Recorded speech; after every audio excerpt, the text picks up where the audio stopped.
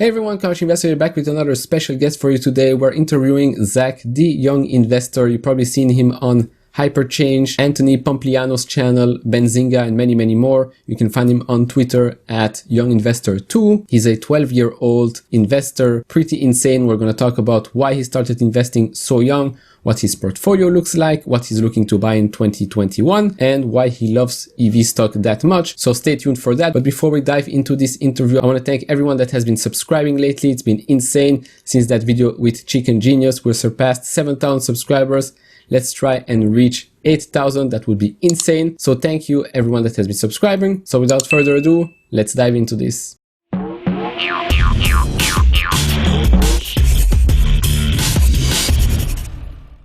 So how have you been? How are you? Yeah, I'm well. What about yourself? Well, I'm good. Very exciting. Very excited to do this. Just a little introduction a bit for the people that still do not know who the Young Investor is.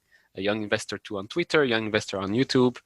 So let's introduce yourself a bit. How did you get into the investing game? How did you start your YouTube channel? Let's start from that. Yeah, so the way I originally started into investing was more, I always really liked history and stuff like that. Sometimes you'd read about in history, and I quite like strategy in general. Like I love the game Risk, for example. It's one of my favorite games and board games. And that when trading 2-on-2, they had this massive ad campaign like 3 times in a row straight. I decided to create an account, and that's how really I got into investing. All right, because most 12-year-olds, when I was 12-year-old, I was busy playing board games, just action figures and whatnot. Didn't really think about going into the investment game, let alone start a YouTube channel. So did you first start a YouTube channel, or did it start when you started investing? Yeah, so I'd say like 2 months after I started investing, I decided to start my YouTube channel, just as a bit of fun. I didn't bother with editing. I just, did a few raw uploads, just for fun. But yeah, now I'm doing thumbnails, doing all the good stuff. I got a proper camera now. So so that's really how I got into YouTube. I mean, I think I upload like 3 times a week, depending on how I feel.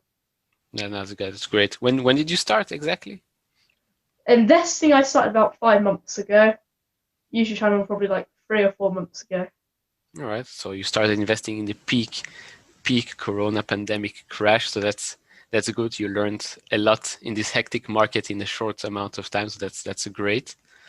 So how has it been actually since Anthony Pomp actually retweeted and started tweeting about your channel? Because since then, probably, well, your Twitter has blown up. YouTube has grown pretty much as well. I think over 4,000 subscribers right now. So how's life been at school, at home? How's it been since you had that hyper moment? Yeah, so obviously it's like crazy. I've got like 22,000 followers on Twitter now. I would say not loads has changed. I still do most exact same things I do every day. But this time I just maybe go on Twitter, tweet a bit, and do YouTube videos. It's not loads has changed, but maybe I might pay a bit more attention to maybe just answering comments and stuff. But that only takes like 5 minutes. All right, that's awesome. And in general, like you said, you talk a lot about EV stocks. We're going to talk about that a bit later, FUV, Roblox, and Paysafe. But how did you first start, and like when did you start and say, oh, I want to invest in EV stocks and not in those general value stocks of Microsoft and McDonald's or Starbucks, for example? Yeah, so I would say 3 months ago, I started buying growth stocks. I had my ups and downs with that. And then eventually, I started buying into SPACs. I had a huge run up on all my SPACs. I brought like Pylon up, 18, ran up to 55. I sold that at 45 just because I was like, I don't want to hold it anymore. It just keeps going down. In retrospect, that was a pretty good decision. But I think, I always find a lot more hyped. It's always, for the stock market, if I make an investment, it's always got to excite me. Yeah. I've always got to feel it, because if I'm not feeling it, I'm going to sell it. I just learned that if I don't like a company, I'm not going to hold it for, whatever time period. So I think, EV just excites me in general. The prospect of everything turning to eventually EV cars in the future. Very exciting. Growth. 10, 20, 30% year over year, and So I think stuff like that, and just stuff which is, growing really quickly, it's good solid business, and it's, got quite a fluid share price. I think you don't want something like an AT&T which is just stagnating all day long. I said I might hyperchange this goes from 28, 30, and 29, just sticks around that area. I want something which is, movement, whether that's down or up, but at least there's some movement. It's quite an exciting kind of stock to be in. Okay. And doesn't it scare you that obviously growth stocks have high volatility, so it can go up 30%, but it can as well go down 30% or even more? Does that not scare you from an investment point of view, or you don't really care because you're just that young, so you might as well start early, go into these risky things and see where you're going moving forward? Yeah, well, honestly, I think people like say SPACs, EV are really risky, but I don't think that they're actually that risky. If you do your DD and you're investing in a decent stock. I think that's more important at the end of the day. 30% upwards movement or a 30% downward trend. It's like the 30% downward trend. You just got to try and average down on your stock price on that company. 30% upwards. Well, that's just a really nice gain there. I mean, there's so many EV stocks that I've brought into. I mean, ChargePoint. I've ridden that from 60 to 55, and I sold about 80% of my stock in it. It went up over 100% in a week. FUV went up 69% in a day. I think that's the biggest gain I ever made in a stock. That was about on that day, I made something 15% of my portfolio just in one day, and that was like, whoa, that was amazing. I mean, I think I've got enough. I originally brought into FUV at 591. I sold half, up 100% a week. Kind of crazy, but I started to rebuy at 11. But I think so just really. No, that's good. A lot of experienced investors, let's say, are not really taking profit when a stock like FUV, for example, goes up 100% or even more in just a couple of days. So that's really good to see that you took your gains. You don't have to be greedy when you already made that much profit in the short term. So that's nice. It goes into my next point is what's actually in your portfolio right now, size wise or just ranking of your holdings in your portfolio. So in my portfolio at the moment, there's I think I've got GRWG, Arcimoto, Paysafe, merging. Some of these are SPACs which haven't merged, some are. I don't a fair few stocks. I got a little position in Virgin Galactic the other day after we went down a bit. I've only got 5% of my portfolio in that. It's not something which I want to make a big position, but if you get runs into space, there's going to be crazy hype with that. There's a bit, and then if the next test flight fails, stock can go to $15. But I think with the portfolio, I always like something nice and fluid, as I said. I've got a fair few stocks at the moment. I've got I brought into I don't mind doing swing trades in your little ones. I mean, especially with SPACs, I do make good money with it if it's a swing trade, especially. I mean, with the Arrival merger with CIIG, I brought into at $11, I rid it up $35 and sold around $30, and my position that. So that's kind of a really good swing trade. I brought on the rumor, sold on the news, and I think I don't mind doing swing trades. So my portfolio is always changing, but some of the core holdings which stay there for a while is it's GRWG, Arcimoto. I always say there's the two stocks that I always, I never think about selling at all. And then there's a few other ones which are the more next year swings for me. All right. Do you have any NEO stock in your portfolio or? Yeah, I do have NEO. I am quite a big NEO bull. I think the biggest mistake ever in investing was selling NEO at $18. I've got quite a high average. I think I'm up about 5% on NEO. I think I love about NEO. It's just the car is it's an absolutely beautiful car. They're expanding to Europe. It's such kind of a lifestyle brand, very strong community. When you compare the NEO car to Tesla car in terms of comfort, I think NEO surpasses in comfort. I've seen there's back massages in every one. Really nice leather. It's a very very high end car, but obviously Tesla is more more advanced in autopilot. Robo taxis if that's going forward. Yeah, no, for sure. I had NEO for a little while at $11 actually, sold it at $15. I was fine, because I didn't really like NEO back then. It was a bit too risky. it went up even more and more, but that's fine. I'm more a Tesla bull, so 44% of my portfolio is Tesla right now. So, but I actually bought into NIO this week again, just for the short-term trade, because it went down, I think, from 60 to 40. So I was like, if it goes back up, I made 50% on that investment. Could be buying into Roblox or whatnot when that comes out. So you said some interesting stocks for 2021, stocks that aren't really growing that much now, but they might be good for next year. Which one are you looking forward to buying in 2021, or actually seeing your portfolio grow thanks to that? Yeah, so I think some of the main gainers in my portfolio is going to be 2021 is GrowGeneration. That's a hydroponics play. Instead of growing, I won't say what because I don't want you to get demonetized. But I think you know what, and I think as more and more states legalize the thing, then GrowGeneration, they don't actually supply the actual product. Instead, they supply the equipment which you need to grow it, to grow the thing. And I think that's going to be really big kind of play going into 2021. It's up about 800% this year already, but I think there's a lot more move to run. I think it's going to have a lot more upside potential in 2021. GrowGeneration, the largest hydroponics retailer in the whole of the United States, and they're really the only kind of big one. They don't have much competition. They brought out their second largest retailer a month ago. They only had like 6 stores. GrowGeneration's got about probably 40, 50 stores now. They've got a load of cash on the balance sheet, really low debt to assets. There's more and more states legalize the thing, then I think GrowGeneration is well positioned to get more and more stores, and is well positioned to grow in next year. All right. So, and are there any stocks you're looking to buy in 2021? Yeah, I would say start of 2021, looking to get in some gambling stocks. Maybe like that Buy Eagle, Acquisition Corp, and DraftKings.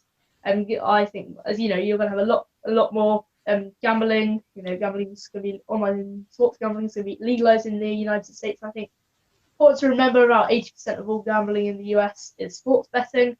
So I think a play like DraftKings for sports betting could be absolutely massive. And the second largest competitor, FanDuel, I don't think they're public. If you wanted to invest in FanDuel, I think the only way to invest in them is through GAN, who has a 10% stake in them. So I think something like DraftKings, one of the pure gambling plays, sport gambling plays on the market.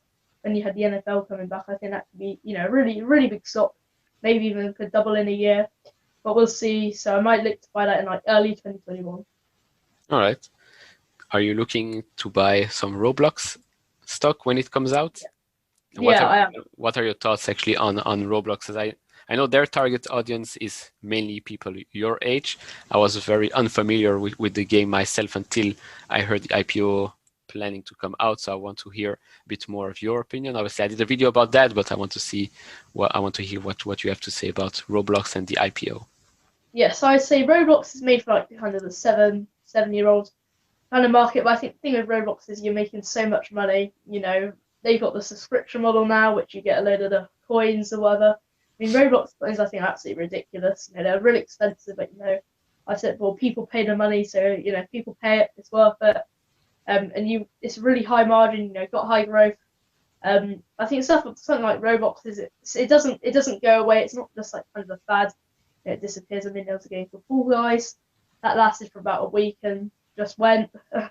The game didn't really develop. But I mean, with something like Roblox, I think the margins are absolutely massive for them.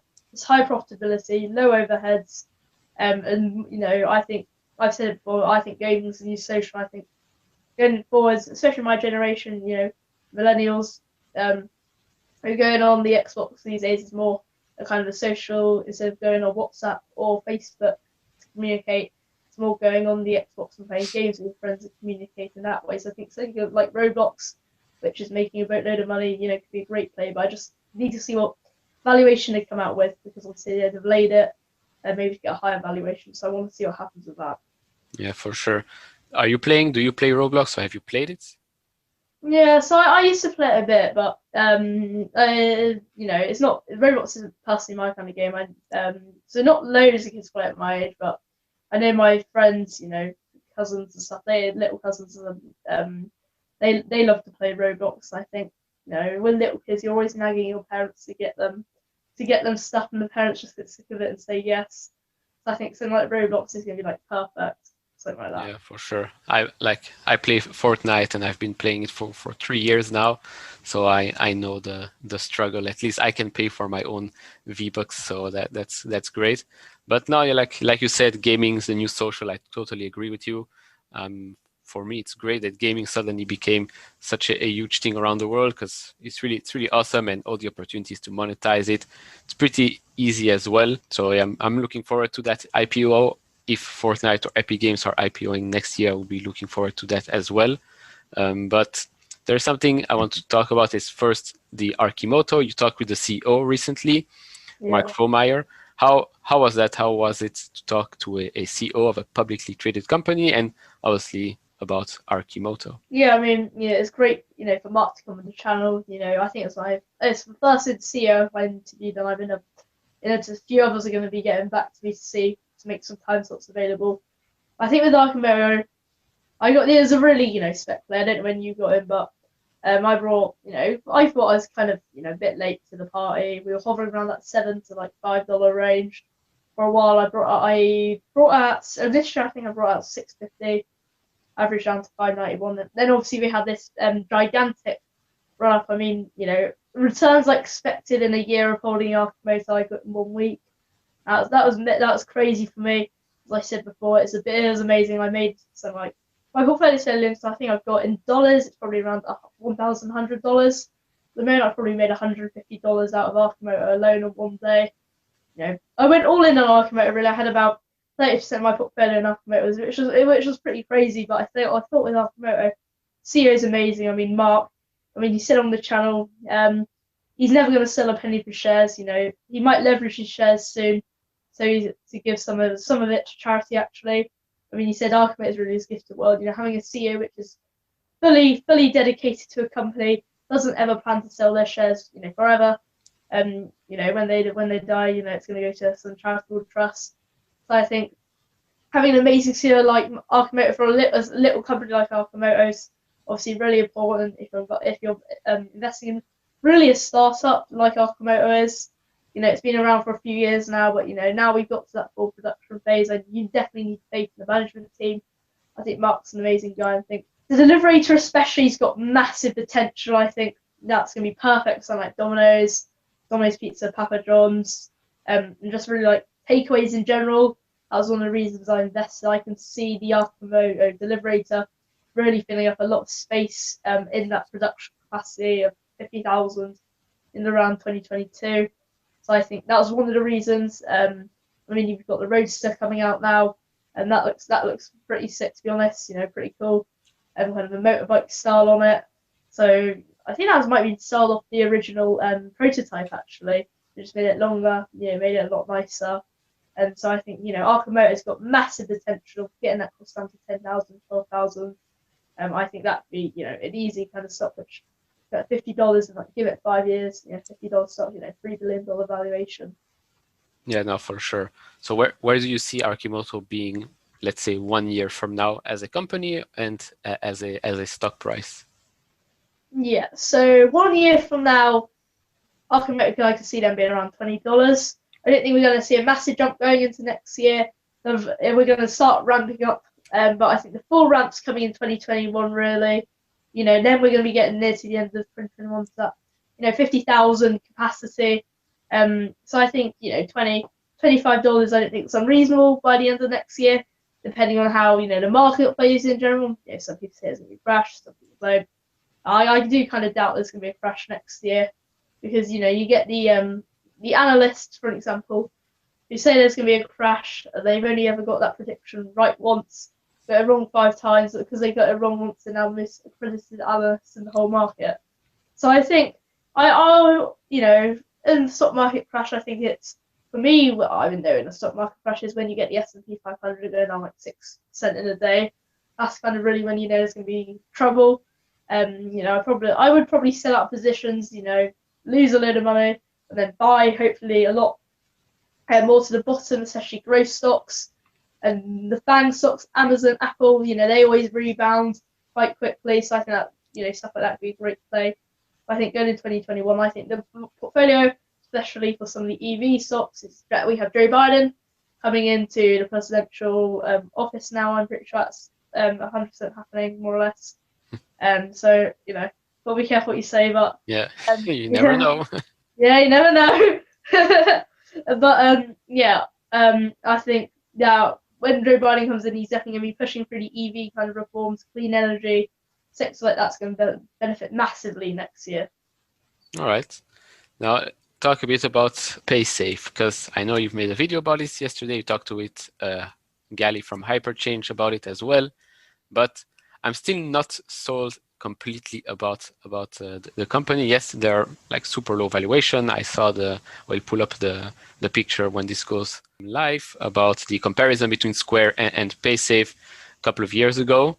So tell me a bit more about this company and try like make a pitch of Paysafe. Yes, I mean, Paysafe has its ups and downs. I mean, in the investor presentation, actually, I said in my video, when you go to the bottom to the stuff which they don't really cover, you see that out of 1.5 billion, they making $1 billion in gross margins.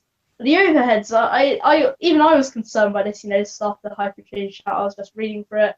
I was thinking, the thing is, they're losing money at the moment, which is kind of concerning for a company of that size. But I think they do spend a fair bit on marketing. I mean, they've got a sizable. I think a lot of companies which makes the picture investors have low social media presence. They've got an absolutely massive one. They've got something 185,000 Twitter followers for the Paysafe card, and I think they've got Fortnite, Twitch, Spotify.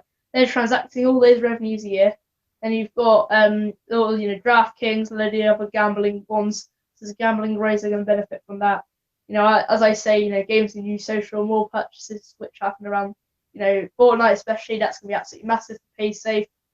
And I think Bill Foley's an absolutely amazing investor. I think he could definitely get that growth rate from maybe 10 or 11%, get them to full profitability. I think that's one that he's going to start shaking up the company a bit, cutting down on those overheads, get to the profitability mark. I mean, I think obviously the difference between Paysafe and Square's, Square's got Cash App, that's going to be absolutely that is massive, and it's probably going to be even more massive. I think with Paysafe, when you look at kind of the comparisons of Square and Paysafe, they're very similar in kind of the stages. I think as long as Paysafe continue, it's more all their clients, all the gambling gets more legalized. They carry on adding and adding. Concern with Paysafe is the debt. I don't think this is necessarily bad debt. Probably the money from this is going to go for another acquisition. The debt which we've got at the moment is from another acquisition, but but I think we're losing like 2 million a year, something, or 40 million, something pretty small. I think Bill Foley's going to come in, and he's going to get us to that full profitability mark, and we're going to start making money. Less time which Square has took to make money. So I think something like Paysafe growing at 10-11%, not the highest growth rates. We're used to a lot more in a lot of these SPACs at the moment, but I think something like that going into 2022, I think that could be a $30 stock. All right, yeah, because I have the picture pulled up here. I see transaction volume is $98 billion compared to Square in 2015 is $36 billion. That's pretty good. EBITDA margin of 30%. Square were actually negative 11.7%. So that's pretty good if the valuation stays at $9 billion until it goes public, because we still have no clue when the merger is actually happening. It's supposed to be happening in 2021, but could be end, mid, or beginning. But my thing with Paysafe, yes, you can pay with your Paysafe cards on Fortnite, Twitch, lots of other channels. But I didn't really read the whole presentation. But how many people actually are using Paysafe cards to pay for all those games? Those payment methods are accepted, but does someone pay, let's say, Twitch, not with Amazon Pay, or pay Fortnite V-Bucks with PayPal or with Paysafe cards? Yeah, well, I mean, I think you can kind of see that people do. I mean, $98 billion in revenue 83 this year, kind of similar to Square at the moment. In transaction revenue, I think people do definitely use Paysafe. I think it's more of a kind of definitely US kind of thing. But I think the money is there, and the transaction volumes kind of say that there is a fair few, but a lot of people, I mean, you don't get $83 billion out anyone. A few thousand people using it. They've got in there like it's over, so like there's a few million people using it. So I don't think Paysafe's necessarily the amount of people using it isn't a worry. I think it's actually the market. The market, I'm always in a stock. I'm not in a stock just to get bored every day. Next year I'm going to be up to 20% on the stock. I want to be up 30%, 40%. I'm looking for something really high growth, maybe high risk. Arcimoto was high risk, penny stock by that $120 million when I brought into it. I brought Hyrecar, for example. That's what I think is definitely more of a spec play. I mean, spec play, which I'm 9.8% of my portfolio in, something which has potential to be massive because Hyrecar rent cars. They're basically the Airbnb of cars. You give Hyrecar the car, hire car, then proceed to insure the car for you, and then they rent it off to an Uber or Lyft driver. They are the cheapest of all the rental ones. Lyft have their own service, but you can use a Hyrecar car on for Lyft, for example, and Uber, and they are the cheapest of them all. And they've got loads of executives from banks in the management team, so I think it's going to be quite easy if they ever need to get funding to get that funding. And I think something like Hyrecar could be massive. I think I'm not looking for something which is going to make me 10% next year. Maybe just get me above the S&P 500 average. I'm looking for something which is going to get me those high returns and carry on boosting up my portfolio. All right, yeah, because Hyrecare was going to be my next subject. But before I jump into that, Paysafe, would you be angry if Square would be buying this company? Because like you said, it's still small. The valuation is not that high. So for a company like Square, if they want to expand very, very fast, a company like Paysafe would be, for me, in my eyes, the ideal candidate for them to buy and to merge that into the whole Square ecosystem, Cash App, and maybe seller site as well. Yeah, so a situation I wouldn't want is a situation with Slack. I think the investors have missed out on a load of potential with Slack, really high growth rates. You've got acquired, and when you look at the 10-year view for Slack, that stock price can be absolutely insane. Said he would get acquired at 45, nice gains, but something like Square, I wouldn't mind him acquiring Paysafe. I think that would be a great addition to Square in general. If I could get some Square stock, if they give me pay us a bit of Square stock, a part of Square stock. I've got a few shares in the company, paying the SPAC merging with Paysafe. So maybe down 2 years down the line, and Square decide to acquire Paysafe for even just 1 year. I think that's an excellent addition to Square. That's boosting your growth rates. Then you've got the whole Paysafe and ecosystem. Maybe rebrand it as Square. So it's something to do Square. So rebrand it as maybe the Square card or something like that. But I think adding something like Paysafe would be massive for Square. Great addition. That would happen. I'd probably just put that money into Square because then you've got the addition of Paysafe, Square, and Cash App all in one company, and that'd be an insane growth drive right there. Yeah, for sure. Now, when I saw that and I saw the valuation, I thought to myself, well, Square, if they have the cash, if they have the money on hand, I think this could be an amazing acquisition for them, especially moving forward, because they will need to acquire more and more little companies, let's say, to grow even further and faster than the others, especially moving forward and with the multiples that the market is giving them right now. Yeah, I fully agree. I think, something like Square, Apple, for an example, what's Apple got? $170 billion in cash. Really, Apple isn't really a growth stock anymore. Then they go and spend that $170 billion on a load of growth stocks. Apple's a growth stock now.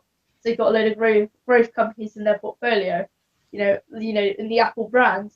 So I think for something like Square, if they want to continue really high growth rates, then make the business even bigger, more expansive, kind of getting the really massive dominant share in the market by acquiring something like Paysafe, is then Square's going to have something like almost $200 billion in transaction volume.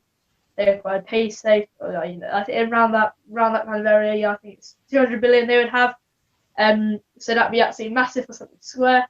You've got a stock there which will probably jump on the news and acquiring Paysafe. But I think if that was ever to happen, it's going to be more than a year and a half down the line. I mean, honestly, if Square were going to acquire Paysafe, I think at the moment they should have really brought them while they were with BlackRock. So now BlackRock are bringing them to public markets. I think they might have invested a bit more in the pipe. But I think if Square were to acquire it, they should have really really acquired it when they're private. With BlackRock, maybe acquired it for a much lower valuation. Something like that would have boosted the stock price of Square and also make the business way bigger and I think a lot more successful going into the future. Yeah, completely agree. Hopefully we can see something happen in the future to come. But now jumping back to the other company you talked about, Hyrecar. I heard about this company when I covered Arcimoto because they did a pilot test for them. And since then, well, the stock has been going crazy actually. Now it's almost $7.66 up since that video, almost 121%. Why should I be, let's say I want to buy into Hyrecar right now. Should I wait for a drop? Because it's up 35% since last month. What has changed actually that the stock moved up from $5 to $8 almost? Yeah, so I think something which I think is kind of a conception of the stock market is you don't always even use to boost the stock, I think. So Hyrecar, it wasn't very well known at all. Arcimoto wasn't that well known. You know, it's something like a name. I mean, if you're watching an EV stock video, you know, somebody rates all the EV stocks higher, you know, Arcimoto's something which you rush over. One time I watched a full 15-minute video about Arcimoto. And I've received to watch so many CEO interviews. I mean, I love Mark as a CEO. I think he's absolutely amazing. You know, someone like Hyrecar, you know, I like the management team, but I think potential it really is there when you look at, you know, their growth rates. You've just had Hertz leave, and also they're really the main company in that kind of space, you know, quite an underappreciated space in my opinion. You've got Hertz in 16 cities. You've got the Lyft and the company owned by Lyft, which does it. They're in a few states. Then you've got Hyrecar in all the states more or less, and then you've got them as the biggest one, the cheapest cost, and then they're doing to all the Uber and Lyft drivers and all of them. You know, they're renting to delivery drivers now, especially. I think something with Hyrecar, which is fairly easy to adapt in times. They've fully recovered from the coronavirus pandemic in revenues now. They've had a full bounce back in that. I think there's been more exposure to the stock, and I think something like that when you've got more exposure, more people know about Hyrecar, because Hyrecar really is, even now isn't a very well known company. I think there's more and more people here. Yeah, research Hyrecar, hear about Hyrecar. I think that's a great addition. I mean, to the bit where would I wait for a pullback to buy? I would say I would personally buy a small position and maybe add to it. I think something like Hyrecar, you don't know if it's going to go up or down loads. I think it's always a danger of trying to wait for that dip and then it just carries on going up. No, I agree. I think if somebody wants to take a bet on it, I think it's a pretty easy bet to make. The company is at a market cap of $135 million. So let's say they continue to grow. They have partnerships with a couple of other companies. Reaching 1 billion would already be an excellent investment, if you ask me. So I will definitely look into Hyrecar, maybe look for a small dip to go and open a position in that company. But going into something a bit more different is the Brexit situation. Maybe you're more into that than me, because would that affect you and your portfolio in some ways, and what's actually going to happen for the UK's economy regarding UK, the United States? Yeah. So the UK economy specifically, I think Brexit's going to have its ups and downs. Like down here in the south, you know, all the fishermen are angry because the French boys banning it, you know, going in our waters, you know, fishing out. Then you've got with the EU maybe more, you know, trade prospects with them, closer relationship. Then you have those some people who say they want to trade with the whole rest of the world, you know, get more trade with them, not just focus solely on the EU. I don't think whatever happens, the UK is going to be hugely impacted. I think some of it, you know, I don't think we're going to be in a massive recession, you know, and everyone's going to be, you know, really poor. I don't think it's going to go out really, really bad for the UK. I think we see what coronavirus. I think that's going to be worse than the No Deal Brexit. You know, with Corona, and I think if you eventually have Macron do a last ditch, you know, and he finally accepts the deal, then you'd be all right. Obviously, then you're on WTO terms. I know I'm not really, you know, I used to follow it for a bit, but don't really follow, you know, Brexit and that kind of stuff anymore. Brexit won't impact my portfolio. All stocks owned is US. I was thinking about getting some recovery stocks in the UK, because I mean that's not fully recovered from the stock market crash here. But something like UK stock Brexit, I don't think it's going to impact me. or loads of people, even in the whole of the UK. All right. Do you have any UK stocks or European stocks in your portfolio, or some of those stocks that you're looking at? Because obviously, myself included, I find stocks in the United States far more interesting than those in the European market. I wanted to know if you had many stocks that you're maybe looking to buy from European standpoint. Try to find an EV stock on the stock exchange here once. Not a single EV stock. I mean, the stock market here, if you're investing in the UK stock market, it's a lot more value based. It's kind of a very much value kind of stock market, not very suited to growth stocks. If you're looking for a rebound after the coronavirus pandemic with UK stocks, I think that could be kind of a good one if you want to get some dividends. Make 20%, when we're out of this coronavirus. We've got the vaccine rolling out now, the Pfizer vaccine, the Moderna vaccine, as more and more vaccines roll out. I'm hoping by spring we'd be out of this, maybe just in the final bits to it. I mean, so I'm hoping that we will be out of this by spring. That's my aim for us. We've got the vaccine rolling out really rapidly, actually. There was like a YouTuber called Paul Briscoe. He just got his vaccine, he's a healthcare worker. But he's got it's going to take weeks, he's just got it now. So I think the vaccine's getting rolled out very quickly. The UK specifically have 385 million doses on order.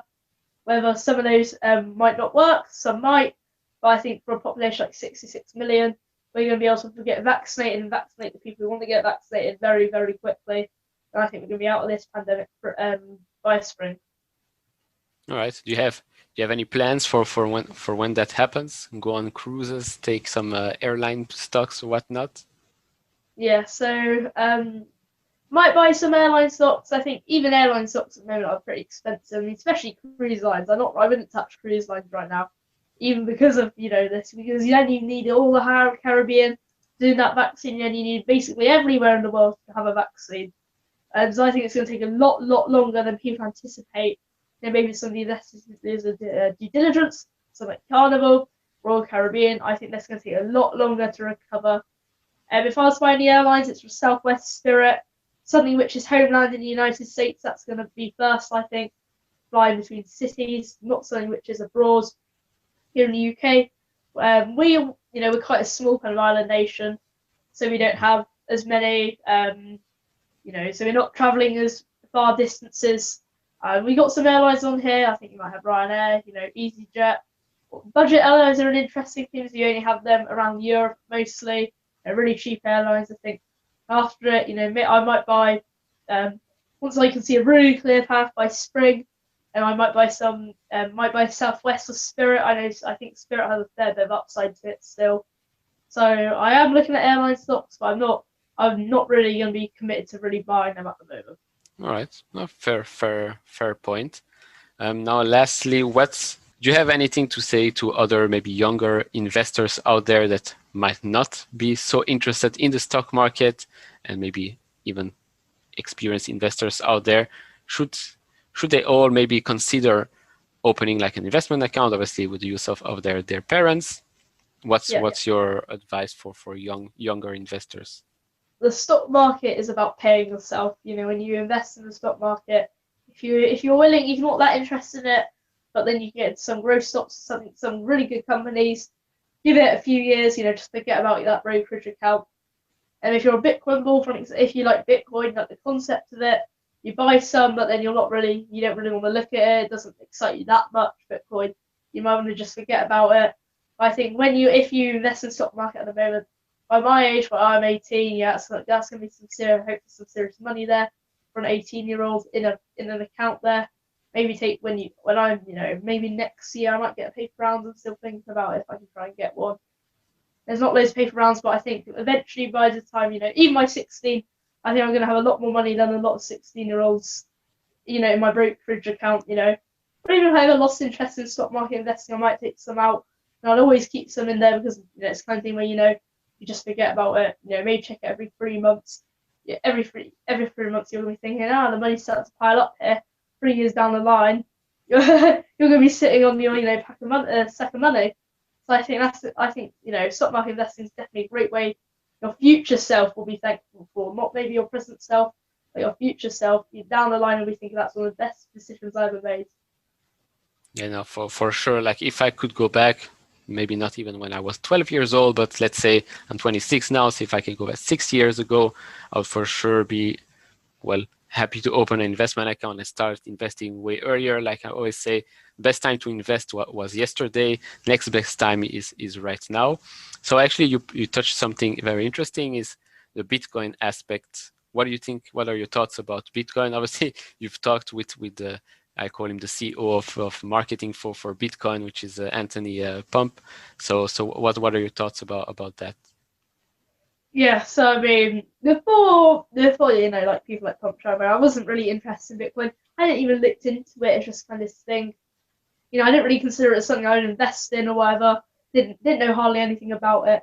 All I know is my stepdad's brother sold Bitcoin at $3,000, and he's very unhappy about that decision because now he would have been a millionaire if he kept it. But he had like 75 Bitcoins. Whoa. So if he kept his Bitcoin, he'd be a multi-millionaire now. But he's not, because he panic sold in a crash one time, sold it at something like £300. So I think Bitcoin is definitely it's such a good idea. I think it's such a good concept. I think we're gonna have a massive run up right now. We've just broken through 23 grand, up 3,500 in the space of over 24 hours. The Bitcoin Bitcoin run has begun.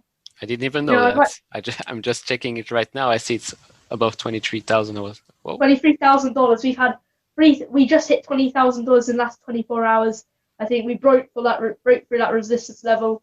I don't know how far it's going to go up. Could we see a run like Tesla? Very much possible. I think Bitcoin, such limited scarcity. For every million, all the millions in the world, if every millionaire brought some Bitcoin, they'd only be able to own 0.5 of one. I see, this. Last time it was very much crash talk. People are saying it's going to be a crash. I don't hear that talk as much anymore. I think Bitcoin's become much more appreciated. Next year's going to be massive for Bitcoin. I think we have a wall of institutional money flooding into Bitcoin. I'm probably going to buy some before the end of the year. You have some right now, or you're still on the sidelines, or just a small portion? Yeah. So I was trying to open. My mum was trying to help me. We were trying to open a Coinbase account today, but it didn't work. So I crashed again. Yeah. No, it didn't crash. The thing, because my mum put in her old name, but it didn't recognize the passport, so it didn't work. But I think I'm definitely going to get some Bitcoin before the end of the year. I'm definitely going to be riding that into 2021 and beyond. I did a video the other day, the very bull case of Bitcoin. I think it's 300 grand in 10 years. I think that's realistic, to be honest. Something like Bitcoin is way more easier as gold. It's much more convenient. You've got, you haven't got a massive gold bar in your room, or there's no those kind of storage issues. You can own Bitcoin. It's virtual. It's in a wallet. It hasn't got the danger of someone breaking in somewhere and taking all your gold. If you're holding it in a bank safe or something and there's a bank robbery, your Bitcoin isn't going to get stolen. They're not going to go and grab your Bitcoin off the shelf and shove it in their pocket and run away. So I think there's so much security of Bitcoin. I think going in the future, Bitcoin's going to be one of the biggest assets in the world. Well, maybe I can see Bitcoin having $1 trillion valuation. Really bull case. People say it's impossible. Amazon's at 1.5, Apple's at 2. The money is there to put Bitcoin to those valuations. I think as more and more people become aware of the value of Bitcoin, we're going to start studying out in maybe like 8 years. Quite far down the line, but I think then it's going to be quite a very accepted universal currency. Yeah, because I think the twins, the Winklevoss twins, have a target of, I think, 500,000 or something like that in the next 10 years or so. So probably, especially now with institutions buying in, Square, PayPal, all accepting Bitcoin. Square actually bought $50 million worth of Bitcoin moving forward. But do you see Bitcoin as a currency, or do you see it more as a store of value, or maybe both? Yeah, I say both. I think Bitcoin's one of the most appreciated assets in the world. I think if you put money into Bitcoin right now, you're going to make a whole lot of money in the next 4 years, especially. There's going to be a whole lot of money in it for you, and you're going to be sitting on your stack pretty happy in 4 years. Maybe quite a big stack of money. But I've been sitting on it for 3 years now, so I'm finally happy to be out of that 20,000 resistance. But yeah, I have one Bitcoin worth. I bought it at around about 8 to 9K, so pretty happy about my run right now. I've seen the highs, I've seen the lows, so I'm pretty immune about that run right now.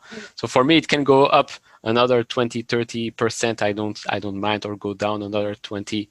I'm emotionally exhausted for Bitcoin, so it's good to have that type of asset on the side and just let it do its own work.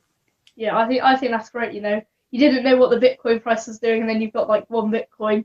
You know, I think something like Bitcoin is definitely, especially just like people. I mean, you stuff like you, it's like the kind of thing where you just leave it on the sidelines. You know, maybe you get a lot more into stocks. You know, a lot more passionate about stocks.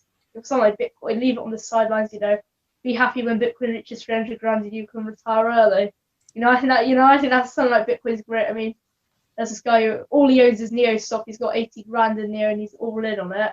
He's owned it since $6, and he says, "I'll be happy when Neo hits 300 and I'm going to retire 10 years early." So whether Neo hits 300, that's a different question. But I think something like Bitcoin, so many people, it's going to be the kind of asset which is going to make your life Bitcoin. And you know, obviously not literally, you know, make it more than you know, family or whatever. It's going to be the thing where you're in like 30 years, you're going to be laying down when you're maybe 40 or 45, laying down on the couch investor sofa, and you know, just relaxing, knowing that you've just been able to retire because of Bitcoin. So I think something like Bitcoin is such a great, you know, asset. Yeah, no, for sure, completely agree, and that's why also I kept it for that long. I have friends as well that sold their Bitcoin a bit too early because they stopped believing in it. Obviously, I can't blame them when something goes to almost 20,000, then drops to 3,000, goes back up, goes back down. You start to lose faith in that asset. But for those that did hold on, well done and well played. Let's hope it can continue. But last question is, if you could go back in time and you had one stock you could buy at any price you wanted, which one would it be? Neo, $6. Started investing in May. Didn't know anything about EV. Could have brought Neo at $6. I watched it. Saw people saying they're going to go bankrupt in 1 month. Didn't care about it. I did one Google search. Wish I looked more into that company. And my dad's mate does investing. We didn't know about it till, you know, and my dad, you know, was telling about investing. So I got my dad into it. You know, he brought a Neo at, you know, $6, whatever he brought it at. I think he sold it recently, but I think something like Neo, you know, Neo, oh yeah, Arcimoto, could have brought that at $2 at the start of investing. Workhorse, you know, one of the big hype stocks, $8, now they're 22. You know, there's a lot of stocks. I think number one stock I would love low average on, great long term, something like Arcimoto or Neo. No Tesla? Yeah, well, the Tesla, oh, see, now, I don't really think about Tesla that much because, I don't know, this robo-taxi, I don't know if you know, if robo-taxi is going to be 50 million, it's going to be 50 billion. We're going to see, but I think something like Tesla could bought that. 1,650, but I think Tesla, the reason I ever considered Tesla was, you know, what is something like 1,650. I could have brought that. I could never afford to buy a whole Tesla though. So, you know, that average would have been lost when the split happened because my stock would have been sold. Yeah, no, fair enough. I remember Neo at $1.22 last 1 year ago, exactly, to be honest. Didn't buy because then there were fears that they could go bankrupt because everything was going against them. They had no money, no production, no cars sold, whatever. A couple of months later, it's I think 40x right now. So yeah, you live and learn, and that's the beauty of the market. Yeah, I mean, I've lost out on a load of gainers. I've had a load of massive gainers. I think you win some, you lose some. Exactly, and that's the mentality everybody should have, especially younger investors that start. You can't always win. You can lose sometimes, and you can miss out on some stocks as well. So with that, I would like to thank you again for taking the time and coming onto the channel. I think you're a great young investor, a great guy. Your parents should be very, very proud of what you're doing. I think a lot of other younger investors or just younger kids should be also looking to invest at a younger age, and I think you're doing it the right way. Thank you. So thanks again. Merry Christmas and Happy New Year, and hopefully we can have an even better 2021. Yeah, more positive and get out of this coronavirus mess. Exactly. All right, Zach, thank you again, and have a great evening.